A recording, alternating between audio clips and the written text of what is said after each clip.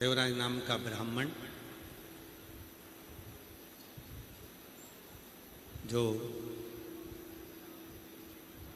ब्राह्मण कुल में जन्म तो ले लिया, ब्राह्मण के घर में जन्म तो ले लिया, पर ब्राह्मण कर्म से वंचित था।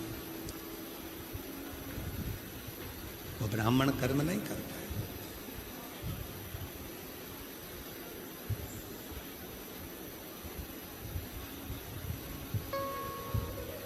ब्राह्मण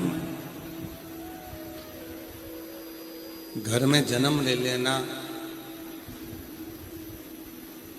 एक अलग विषय है, पर ब्राह्मण होकर अपना कर्म ना करना एक अलग विषय।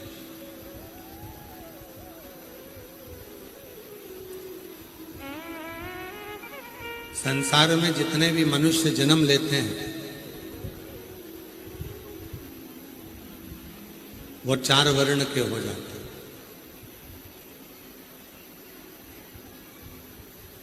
प्रत्येक मनुष्य संसार में जिसका जन्म हुआ है वो 4 वर्ण का हो। विद्या अध्ययन करता है, पढ़ता है, पढ़ाता है, किसी को उपदेश देता है, ज्ञान देता है, वो ब्राह्मण। अपने परिवार की रक्षा करना, स्वयं की रक्षा करना, कुल की रक्षा करना क्षत्रिय।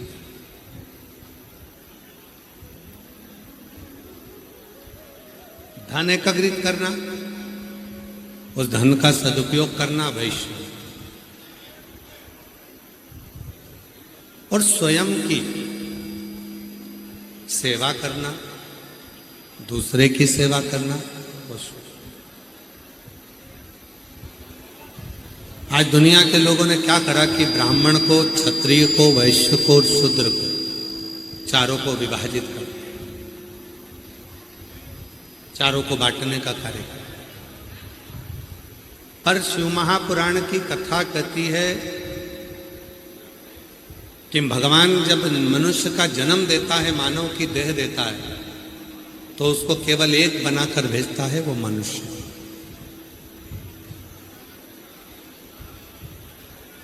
अब उस मानव देह को धारण कर कर आप उस मनुष्य देह को धारण कर कर क्या क्या कर्म करते हैं ये आपके ऊपर है।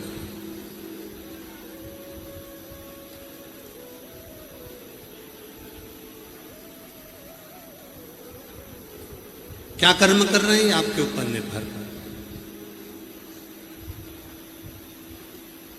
कितने लोग हैं जो शंकर जी के मंदिर में जाके 1 लोटा जल चढ़ाते हैं? हाथ उठाओ जरा। सभी जाते हो? रखो रखो रखो। कितने लोग हैं जो मंदिर में जाकर झाड़ू लगा देते हैं, पोछा लगा देते हैं, सेवा कर देते हैं? रखिए, बहुत बढ़िया। कभी आपको मालूम है जो गंगा मैया बलिया के नजदीक में बह रही हैं, जो गंगा मैया भगवान शंकर की जटा में आकर विराजमान है, जो गंगा मैया भागीरथ बाबा के कहने पर मृत्यु लोक में आकर निवास करती हैं, कभी विचार करिएगा उन गंगा को लाने वाले श्री भागीरथ जी महाराज, और भागीरथ जी महाराज के जो पूर्वज थे वो राजा सगर।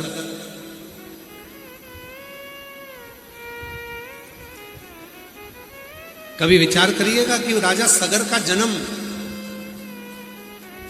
और उनके घर में गंगा का अवतरण कैसे हो?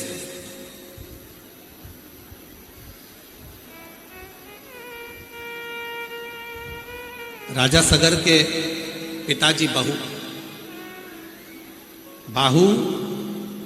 की 2 धर्म पत्नी थी। सारा वैभव था, सूर्यवंश की पताका थी, खूब धन था, खूब वैभव था, सत्ता थी, कुर्सी थी, पद था, प्रतिष्ठा थी, सब कुछ था। पर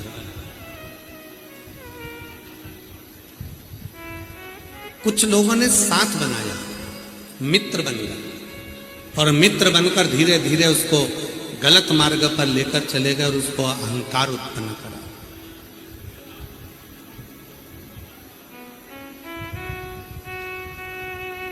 और शिव महापुराण की कथा कहती है, 3 मित्रों से जो बच गया उसने अपनी जिंदगी को सार्थक कर लिया। पहला मित्र है ताली, प्रशंसा करने वालों से थोड़ा दूर रहना, एक दिन तुम्हें धक्का मार कर रहेंगे। दूसरे नंबर पर है थाली, होटल में ले जाकर खिलाने वालों से थोड़ी दूरी बनाकर रखना। आज तुम्हें होटल में ले जाकर खिला रहे हैं, एक दिन तुम्हारा पूरा धन वही खा जाएंगे, इसलिए थोड़ी दूरी बनाकर रखना। और तीसरे नंबर पर है प्याली, मैखाने में ले जाकर जो पीना सिखाते हैं, एक दिन पूरी प्रॉपर्टी को पी कर रख देते हैं, पूरा घर निगल कर रख देते हैं, उनसे थोड़ी दूरी बनाकर रखना। पहला है ताली, दूसरा है थाली, तीसरा है प्याली। ये 3 मित्र जीवन को बर्बाद कर देते हैं। ये 3 मित्र ऐसे हैं, ये 3 मित्र ऐसे। आवाज खुली नहीं रही है, गला पकड़ रहा हो। ये 3 मित्र ऐसे हैं जो जीवन बर्बाद कर देते। पहला ताली, दूसरा थाली, तीसरा प्याली। थोड़ी दूरी बनाकर आएंगे ये अपना बनकर और हमें बर्बाद कर कर चले जाएंगे। राजा बाहु का चरित्र क्या कहता है? राजा बाहु की 2 धर्मपत्नी थी। मित्रों ने दोस्ती बनाई, दोस्ती बनाकर धीरे धीरे धीरे धीरे आक्रमण करा, पूरी सत्ता को अपना बना लिया। और बनाने के बाद राजा बाहु को दरवाजे से बाहर कर दिया, नगर से बाहर हो गए। खुद के अभिमान के कारण, खुद की सत्ता वैभव का जो अभिमत्ता थी, अहंकार था, उसके कारण बाहर धीरे धीरे बाहर जाते जाते जाते जाते जाते जाते जंगल में पहुंच जाते, वन में चले जाते। वन में जाकर निवास करने लगते हैं महाराज, वन में चले जाते। वन में बड़े दुखी थे, नेत्रों से नीर बह रहा है राजा बाहु।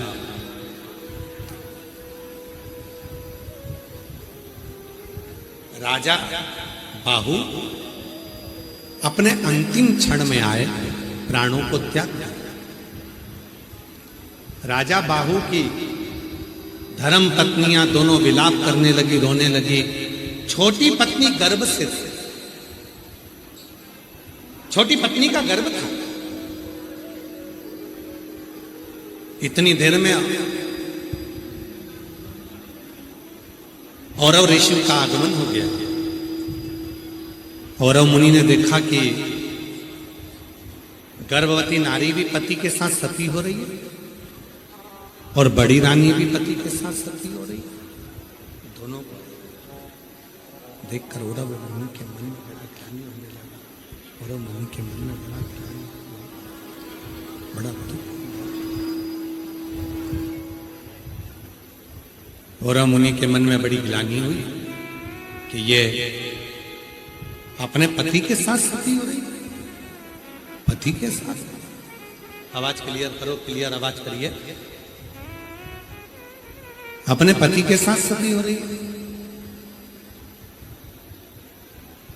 औरव मुनि ने समझाया उन दोनों धर्म पत्नियों को कि तुम गर्भ से, तुम्हारे गर्भ में बच्चा है और तुम गर्भ से, गर्भ में बच्चा है, गर्भ का बच्चा, तुम्हारे गर्भ में जो बच्चा है, तुम्हारे गर्भ में बच्चा है, अगर तुम अपने पति के साथ प्राणों को त्याग देती हो तो ये बच्चा भी मर जाएगा और तुम्हें बाल हत्या का दोष लगेगा। तुम मरो मत, प्राण मत त्याग। पति का अंतिम संस्कार करवाया। औरव मुनि दोनों को अपने साथ ले गए। एक दिन राजा बाहु की पत्नियों ने हाथ जोड़कर विनय करा कि हमारे पति का पूरा वैभव चला गया, सत्ता चली गई, राज्य चले गया, धन चले गया, संपदा चली गई, सारा वैभव चले गया, सारा सत्ता चली गई। अगर हमारे पति के वैभव को, हमारे पति की सत्ता को, हमारे पति के धन को, कुर्सी को, पद को, प्रतिष्ठा को वापिस अगर पाना हो तो क्या करना चाहिए? तब औरव मुनि ने कहा कि एक काम करो, शिव के शिवालय में चले जाओ।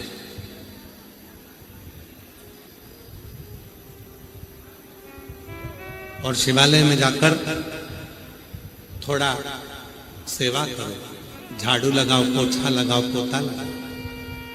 मेरी जीजियों, एक बात अपने अंदर उतार कर रखना, कर्म के लेख जो लिखे हुए हैं उसको मिटाने का केवल एक ही साधन है, शिव जी के मंदिर में पोछा लगाना, झाड़ू लगाना। जो शंकर के मंदिर में पोता लगाना प्रारंभ कर देता है, उसके कर्म के लेख जो गलत हैं, भोलेनाथ उसको मिटा देते हैं और उसके भाग्य को उज्जवल बना देते हैं। कर्म और तेरी कृपा बिना एक भी लेते हैं श्वास तेरी कृपा से तनु तनु। बखान क्या करूं मैं राखों के ढेर का, चपटी भगोत में खजाना कुबेर का। गंगाधार मुक्ति द्वार ओमकार तू, भोले ओमकार तू। आयो शांति हरि शंभु तार तार तू। शिव कथा कर रही है, भगवान शंकर का चरित्र कर रहा है, शिव तत्व कर रहा है, भगवान शंकर की कथा कर रहा है।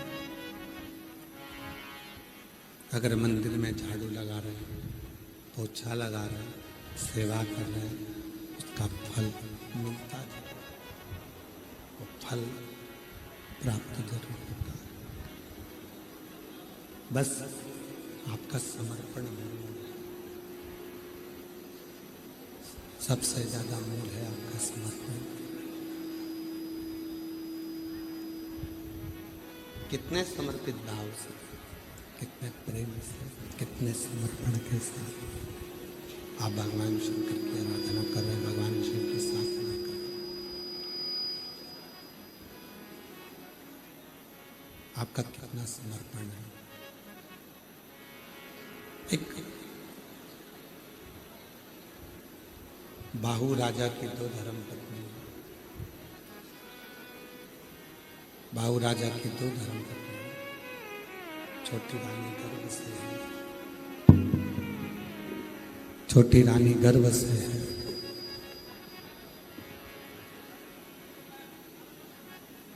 और ऋषि ने केवल एक ही काम दिया कि झाड़ू लगाना, पोछा लगाना, शिव मंदिर की सेवा का।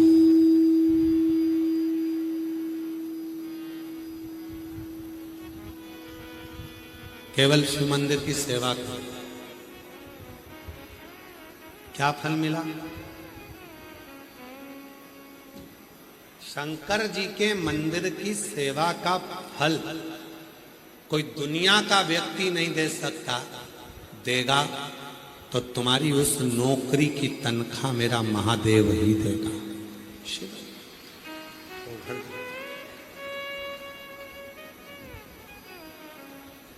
और मेरे भोले तेरी नौकरी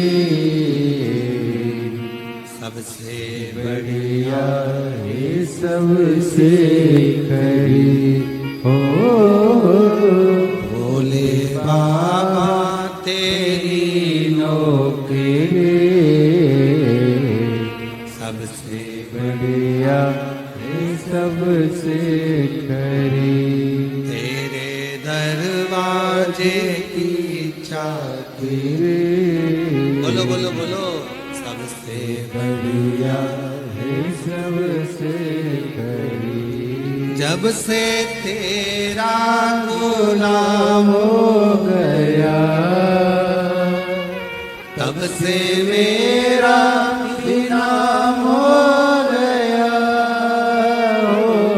जब से तेरा गुलाम हो गया, तब से मेरा इनाम हो गया।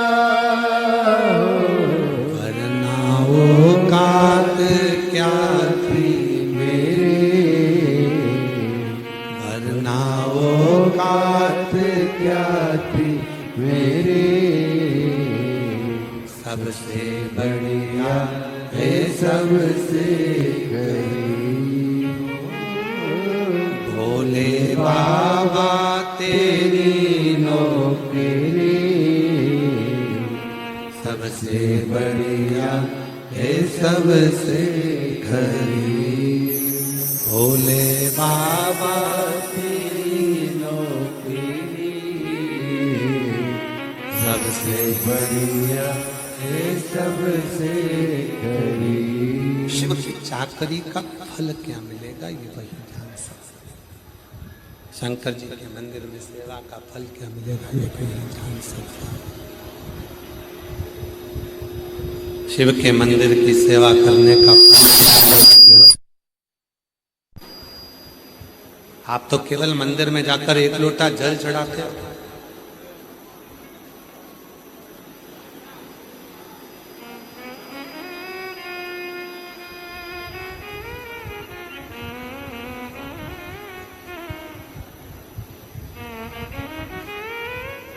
इस कथा को सुनने के लिए ना जाने कितने कितने लखपति करोड़पति भी कथा के पंडाल में बैठे हैं। जितने यूट्यूबर उत्तर प्रदेश के हों, बलिया के हों, मैं उनसे कहूंगा सोशल मीडिया वाले एक बार जब पंडाल में बैठते हैं, जो रात्रि को यहाँ सोते हैं, उनसे पूछना उनके घर में एसी लगा होगा, कूलर लगा होगा, पंखा लगा होगा, डनलप के गद्दे होंगे, सारा सुख होगा, फिर भी 7 दिन भोले बाबा के पंडाल में चैन के आनंद के साथ सोते हैं, क्योंकि उनको मालूम है कि 7 दिन शिव महापुराण के कथा के पंडाल की मिट्टी मिट्टी नहीं रहती, स्वयं शंकर के चरण की रज हो जाती है, जो जीवन का सुख प्रदान कर दी।